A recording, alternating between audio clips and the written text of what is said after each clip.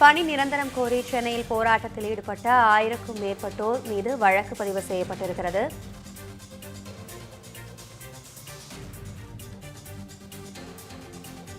பணி நிரந்தரம் கோரி சென்னையில் போராட்டத்தில் ஈடுபட்ட 1000த்திற்கும் மேற்பட்டோர் மீது வழக்கு பதிவு செய்யப்பட்டிருக்கிறது. இதனை அண்மை செய்தியாக நாம் பார்த்துக் கொண்டிருக்கிறோம். தனியார் மயத்தை கைவிடக் கோரியும் பணி நிரந்தரம் கோரியும் தூய்மை பணியாளர்கள் தொடர் போராட்டத்தில் ஈடுபட்டு வருகின்றனர். தொடர் போராட்டத்தில் ஈடுபட்டு வந்த 1000த்திற்கும் மேற்பட்டோர் மீது தற்போது வழக்கு பதிவானது செய்யப்பட்டிருக்கிறது. நேற்று அண்ணா அறிவாலயம் மெரினாவில் கருணாநிதி நினைவிடத்தில் போராட்டம் நடத்தியதற்காக தூய்மை பணியாளர்கள் மீது போலீசார் வழக்கு பதிவு செய்து விசாரணை மேற்கொண்டு வருகின்றனர்.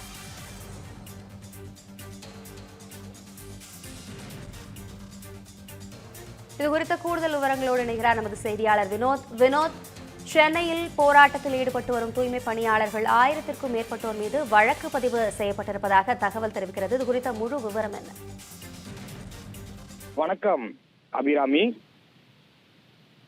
திமுக தலைமை அலுவலகமான அண்ணா அறிவாலயம் உள்ளிட்ட பல பகுதிகளில் முற்றுகை மற்றும் சாலை மறியல் போராட்டத்தில் ஈடுபட்ட 1000த்திற்கும் மேற்பட்ட தூய்மை பணியாளர்கள் மீது போலீசார் வழக்கு பதிவு என்பதை செய்திருக்கிறார்கள்.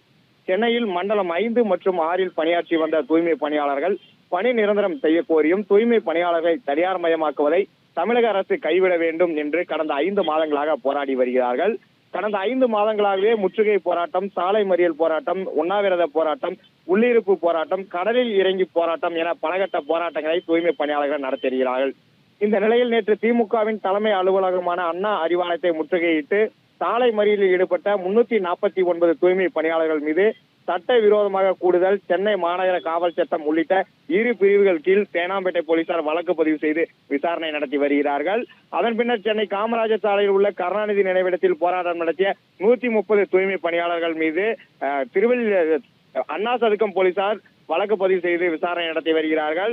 அதே போல ஓமந்தூரார் மருத்துவமனைக்கு எதிரே உள்ள அண்ணா சாலையில் போராட்டம் நடத்திய 150 தூய்மை பணியாளர்கள் மீது சட்டவிரோதமாக கூடுதல், சென்னை மாநகர காவல் சட்டம் உள்ளிட்ட 2 பிரிவுகள் கீழ் திருவல்லிக்கேணி போலீசார் வழக்கு பதிவு செய்து விசாரணை நடத்தி வருகிறார்கள். அதன் பின்னர் நள்ளிரவில் ரிப்பன் மாளிகையை முற்றுகையிட்டு போராட்டம் நடத்திய 445 தூய்மை பணியாளர்கள் மீதும் சட்டவிரோதமாக கூடுதல், சென்னை மாநகர காவல் சட்டம் உள்ளிட்ட பிரிவின் கீழ் பெரியமேடு போலீசார் வழக்கு பதிவு செய்து விசாரணை நடத்தி வருகிறார்கள். குறிப்பாக நேற்று வெவ்வேறு இடங்களில் போராட்டம் நடத்திய 1000த்திற்கும் மேற்பட்ட தூய்மை பணியாளர்கள் மீது போலீசார் தற்போது வழக்கு பதிவு செய்து விசாரணை என்பதை நடத்தி வருகிறார்கள். அபிராமி, நன்றி வினோத்.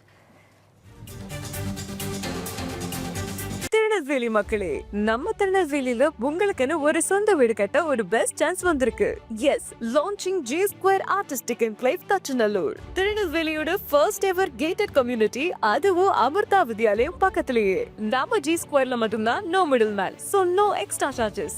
அதனாலேயே market price 30 lakhs per cent இருக்கும்போது G Square பிரைஸ் ஒரு சென்ட்டுக்கு வெறும் 6.9 lakhsல கொடுக்க முடியுது. திருநெல்வேலியில எங்க வேணா தேடி பாருங்க, இதை விட கம்மியான பிரைஸ்ல இவ்ளோ தரமான கம்யூனிட்டி கிடைக்க வாய்ப்பே இல்ல. சோ சான்ஸ் மிஸ் பண்ணாம இன்னைக்கே உங்க பிளாட்டை புக் பண்ணிருங்க. G Square Artistic Enclave.